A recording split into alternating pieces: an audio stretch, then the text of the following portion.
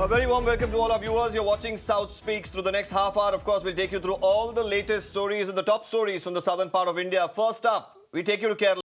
The Kerala High Court has now directed the state government to present a complete report of the Hema Committee, including the previously redacted sections, in a sealed cover by the next hearing on the 10th. This will to be submitted in court. Now, this order, of course, comes in response to a petition that seeks criminal proceedings against individuals that have been mentioned in the report. Now, the Hema Committee report, of course, is a three-member panel led by retired Justice K. Hema.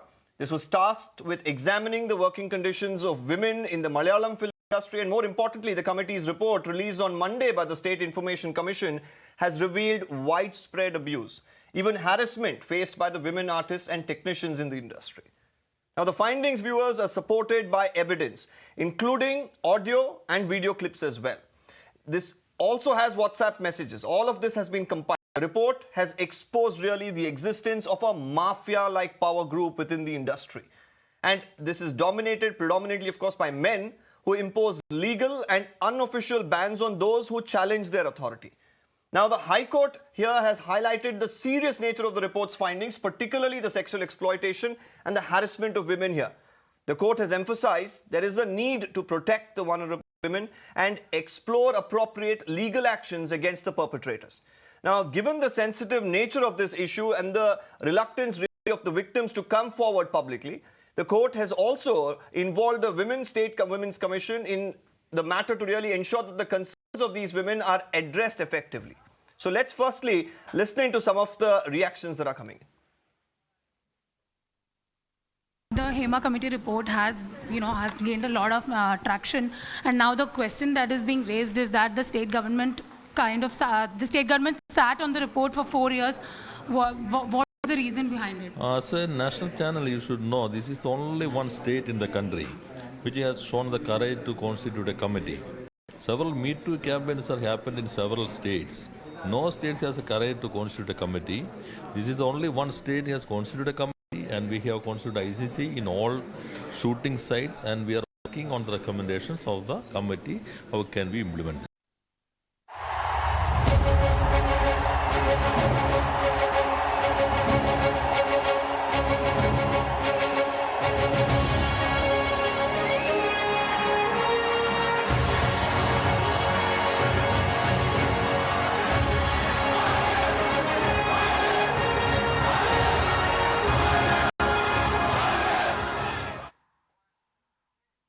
Well, viewers, now time for news from Tamil Nadu. Tamil Nadu and the Dravidian politics has a defining feature really, which has few parallels in India, maybe barring the history of undivided Andhra Pradesh. The lines between real and real life have been blurred a long time ago, and stars on screen have often dominated off screen, as well as right from the AIADMK founder MGR to his protege and successor Jayalalitha.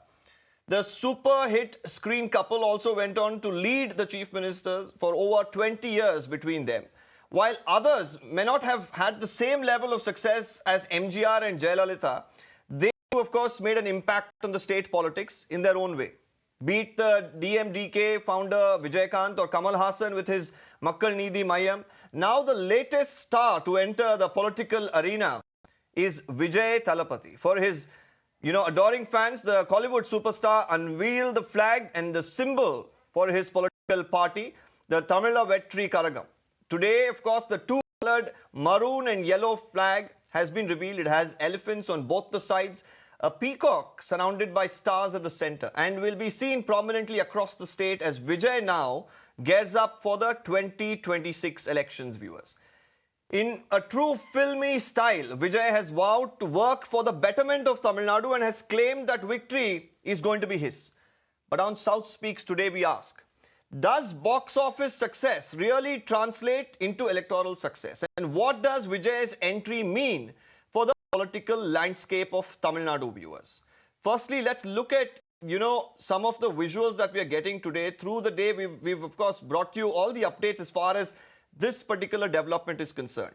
Now, over the last few weeks, we've seen many of them talk about how this is going to fare. So today, let me open this up to our panel of guests to decide this better.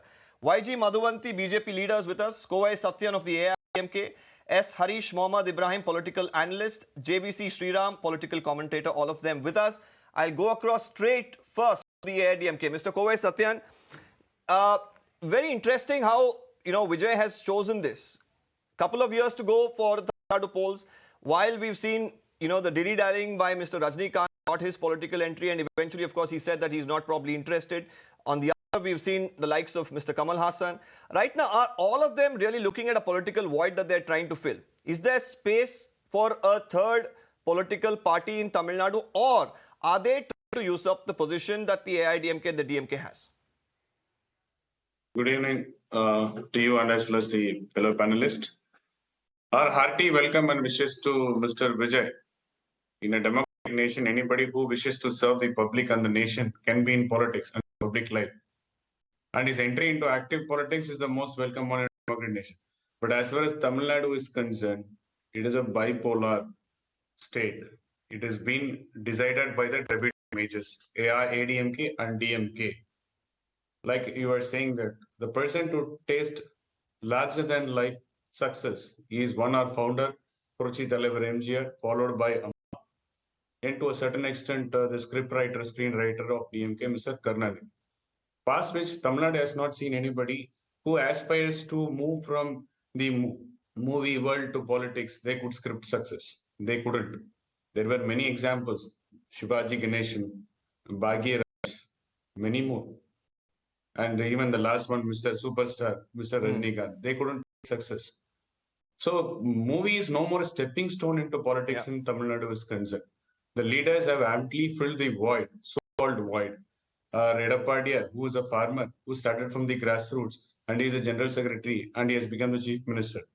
So what the space Vijay is trying to fill, maybe here and there few English votes, and he has long aspirations to be in politics. We had seen him in the Anna Hazare's anti-corruption crusade event in Delhi 10 years ago, if I'm not wrong.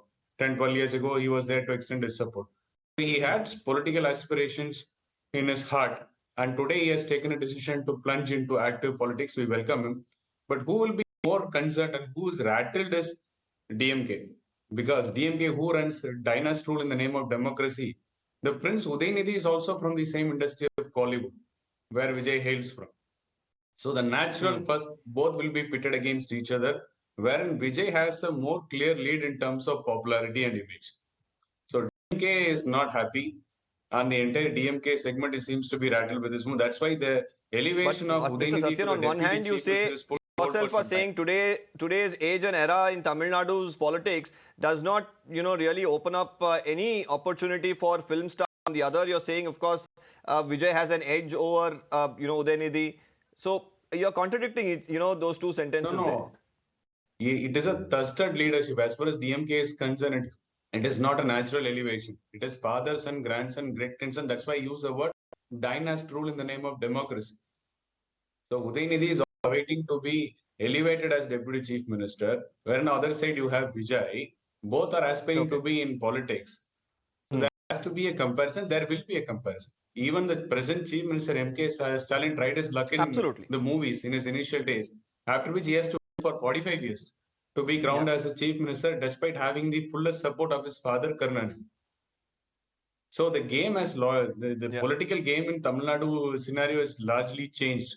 So the tag of movie star will not do it has any changed good is in what Tamil you're Nadu saying. political circles. But today on the show, Mr. Satyan, we are also giving an opportunity for the people of Tamil Nadu, because at the end of the day, they are the ones who will decide the fate of any politician or political party. And we are opening up our call lines, and the numbers, of course, are there for everyone to see. They can call in, they can express their views as to whether Vijay will actually make any sort of impact in Tamil Nadu. We already have a caller, in fact. Hameed from Chennai is already with us. Hameed, what is your take on Vijay's entry into Tamil Nadu politics? Hi, Deepak. Hi. In my view, Vijay may not give a much impact in terms of Tamil Nadu politics, since DMK is very strong currently. Maybe if he is going to join with some other party, then probably he made some impact. Since ADMK is not very strong, and I think Vijay would have thought that this is the right opportunity for me to get into politics and make some impact. But as a voter, I'm a big fan of Vijay, but I don't think I'll be voting for Vijay if he's going to be in politics, unless until what is his agenda. If it comes to know, if we come to know about his agenda and his plan way forward. Okay, realizing what his plans and his ideology to the people of Tamil Nadu seem important. Thank you for that perspective there, Hameed, and we'll of course have more viewers calling in through the next half an hour. YG Madhuvanti from the BJP. Go across to Madhuvanti now, and importantly for the BJP, they've been looking at, you know, being the third party, the third wheel in the spoke of Tamil Nadu politics. But, you know, if you look at the recent Lok Sabha elections, didn't fare too well. While they did look promising, somewhere it failed to take off. Now with, you know, somebody like Seaman, who of course has enjoyed about 8% vote share there in Tamil Nadu. You also have the likes of the Makkal Needhi Mayam and Kamal Hassan, of course, bringing his star power. He hasn't had a major impact. Now, as far as Vijay being there for the BJP, do you look at it as a threat? Good evening, Deepak, and good evening to my fellow panelists. Absolutely no threat. In fact, we were one of the first to wish him well and welcome him when he even announced about his entry into politics. And our state president, Mr. Annamalai, has always said there is room for all as far as Tamil Nadu politics is concerned. And having said that, BJP doesn't need to be threatened about anything as far as Tamil Nadu is concerned, because for us, we ourselves are in a very new environment as far as the election here goes. We have for the first time stood leading the alliance, which itself is first for us in 2024. And as far as percentages are concerned, we have fared pretty well. Yes, we didn't win any seats, and that is a disappointment. I'm not saying no. But then we have a lot more of years and a long time ahead of us. So we are prepared for that. I think but definitely... Madhuvanti, the question that I'd like to ask you, and probably I'll go back to Mr. Sathyan in a short while and ask him, as far as leadership in Tamil Nadu and in the BJP is concerned, now question marks will arise. Whether Mr. Annamalai has done enough to lead the BJP to a victory, which he couldn't in the Lok Sabha elections. In 2026, that question will again arise. Then what happens to your cadre? If they see promise in the political party that Vijay brings with him, do you feel that switch could happen? Either from the BJP or even the AIADMK somewhere has a leadership vacuum. Sir, we have to first wait and see what Vijay is going to speak. He has said he will speak about his ideologies and his stand politically only in that big event that he is going to be conducting very soon. He is right now definitely preoccupied and busy with the release of his film, which is on 5th of September. So I don't think we can jump the gun so quickly and think so ahead and talk about 2026 when we don't even know what Vijay's stand is going to be. He has only released his flag and his symbol today. So let's wait. Okay, nothing to worry as of now. We'll wait and watch is the BJP's opinion. Mahesh from Bengaluru wants to have a say in the matter. Mahesh, go ahead. I think there is no ideology. First of all, if I have 100 crore, it's easy for me to start a party, right? And secondly, drawing parallels between, MGR and Jayalalitha, both of them did not jump into politics, just after films.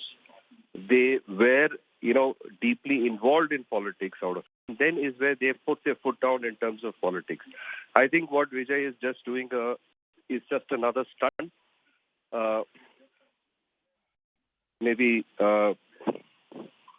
Okay, got it. I got the gist of what you're saying. Money and fame does not ensure, political success. Okay, I'll come across now to Harish Mohammad Ibrahim. Mr. Ibrahim, what is your take on the matter? Anything for the DMK to really be worried about?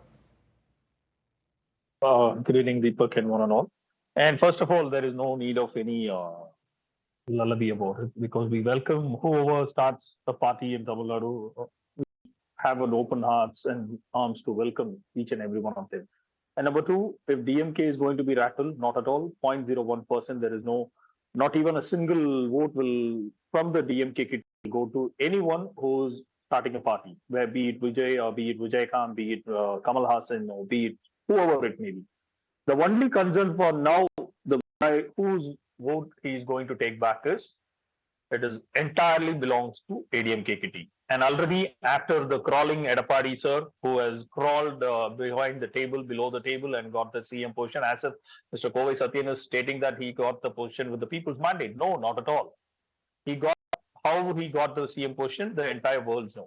And what the position of ADMK as of now, after splitting with BJP, you know what is happening in the last parliamentary election and how their vote percentage has gone down. And what is going to happen with this Vijay entry is there is a BJP's back in lobby with Vijay is concerned. That is what the majority talks about it. And now we have to make sure whether the ADMK vote share is going to even below 10% after Vijay's entry.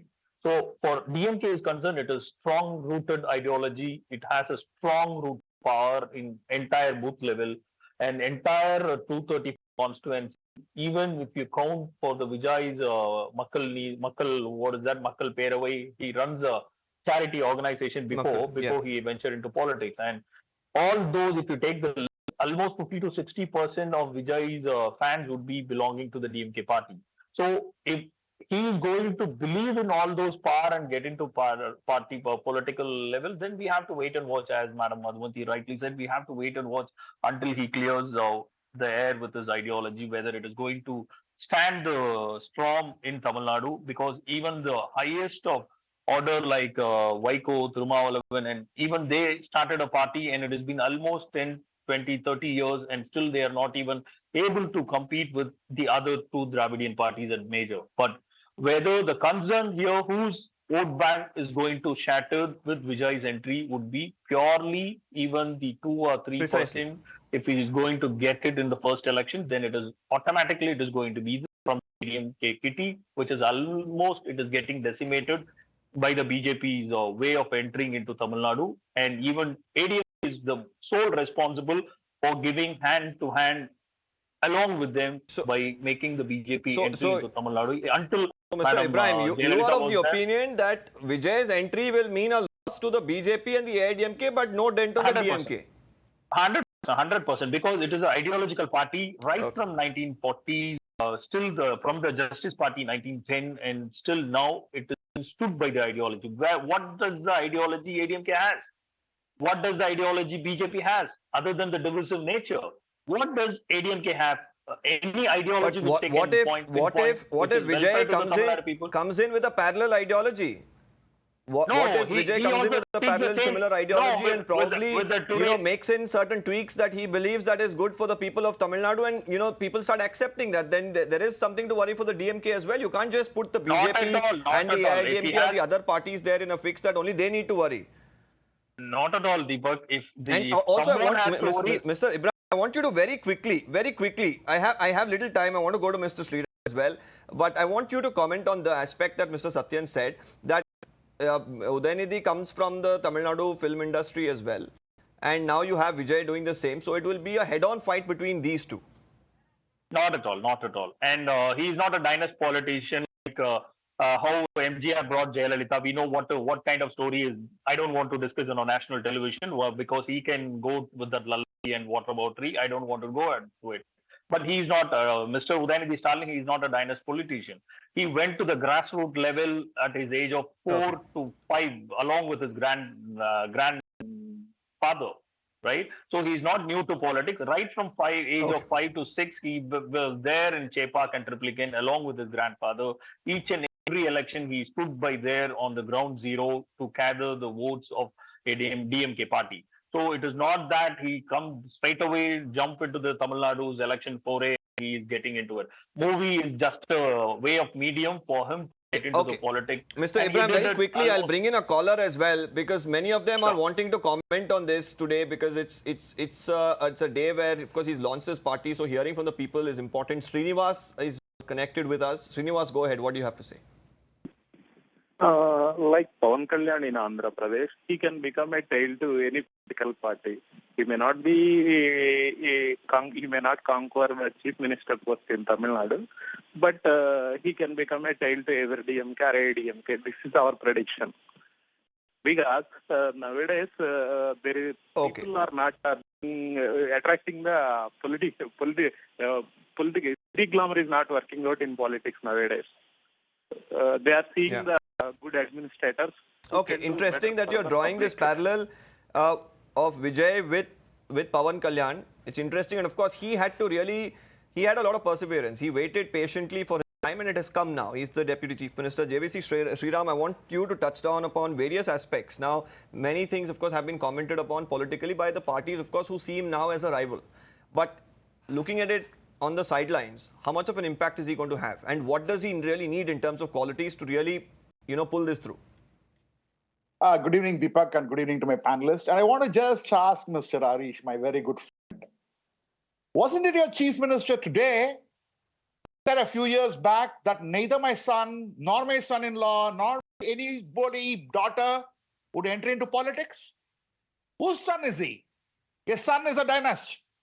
Mr. Arish, please understand that. Now let me come into the crux of the matter. The crux of the matter is, MGR already had around 15 years of public life in DMK before he started ADMK. Even before the thought of starting AIADMK, people like Ponnayan, some of the big guns running districts, had already joined AIADMK. They pledged their support. ADMK was not just a fan association converted into a political party, but several political leaders gave credence to MGR's leadership. And Jayalalitha inherited a political organization from MGR. Now, this is a big advantage which these two had, which made them successful. Why others who have come from film industry have not been so successful? Vijay, to a very less extent, he could attract one leader called Pandroti Ramachandran, who had a good presence, and few leaders like Kupa Krishnan in Trichy, Austin, so on and so forth. But they did not stay with him for long. You cannot run a political party without district level functionaries who have spent time with the masses in the political stream. Why Seaman is struggling? Without, there is a CEO and no CFO, no CTO, no general manager, no peon, no watchman, nobody. Everybody temporary. Why Vijaykanth failed? Because political leadership, Mafai Pandeyarajan, who quit, who probably said, okay, let me move from business because he was running an HR consultancy, came to politics, but he moved to AIADMK. So what happens is, even Kamal Hassan did not attract many political leaders. If you do not have strong district level functionaries backed by what you call at the various levels, at the constituency level, and you're going to just have fans, you cannot run a political party. But very quickly, Mr. Sriram, in about seconds, if you could summarize, because I have little time, I want to really get an opinion once again from a couple of other guests, but I want you to tell me, is there a void now in Tamil Nadu politics that he can really fill? Do you feel there is a space for him? There is a void. AIADMK lacks leadership today. AIADMK had always been led by stars, and Edapadiyar is a first among equals. As a result, let me have Mr. Sathyan respond to that specifically. Mr. Sathyan, AIADMK does not have a good leadership at this point in time. That opens up an opportunity for Vijay. Respond, please. Edapadiyar has proved himself by running a government for 4.5 years by giving the plethora of schemes and welfare measures to the people of Tamil Nadu. That will stand as a testimony. But if he did prove himself, 2024 should have fared better for the AIADMK, Mr. Sathyan, isn't it? See, what is important for a cadre or somebody in a party is to see somebody from the grassroots level is able to climb up the ladder to the helm of affairs of the party. That gives them the confidence that their work will be rewarded. If there is one party in India which rewards hard work with due recognition, that is AIADMK. We are not dynast, father, son, grandson, and great-grandson. And many impersonators in the regional and national media who come as strategists making below-the-belt remark are truly the bootlickers of DMK. That doesn't bother us much. So set aside everything. Which landscape, political landscape is Vijay going to no fill personal now? remarks, please. And everyone is entitled to their opinion on the show, and that's why we have a diverse panel bringing in different opinions. You can counter his opinion. Let's not make personal remarks. Anybody who wants to make a below-belt remark on my leader, I retaliate with a decent remark. That's it. I'm not here with a tab on me saying that I'm Mr. Ibrahim, 30 seconds. Mr. Ibrahim, 30 seconds. No. Okay, I have only 30 seconds. Let Mr. Ibrahim come in. This is how ADMK was built right from its inception, be it MGR or Jayalalitha, and be it only leader who can be vouched upon is Mr. Paneerselvam. They have outstudied. And Mr. Sathyan, don't get into whataboutery. I am not giving any validation to that. And we all know entire Tamil Nadu knows how the Kuvattu drama is built upon and how your leader, whom you are keeping in the pedestal, got this position. Go learn history how Karnan came to power, Mr. Friend. My dear friend. Okay, I'm thanking all our guests because it's been a very interesting debate today. One thing is for certain, that whether he will make an impact in politics or not, today, of course, somewhere Vijay's announcement has made it's created a lot of buzz in Tamil Nadu. Whether this buzz will last, whether he will actually truly make a dent in Tamil Nadu politics, only time will tell. That's it from me. On the other side, the urban debate coming up. Don't go anywhere.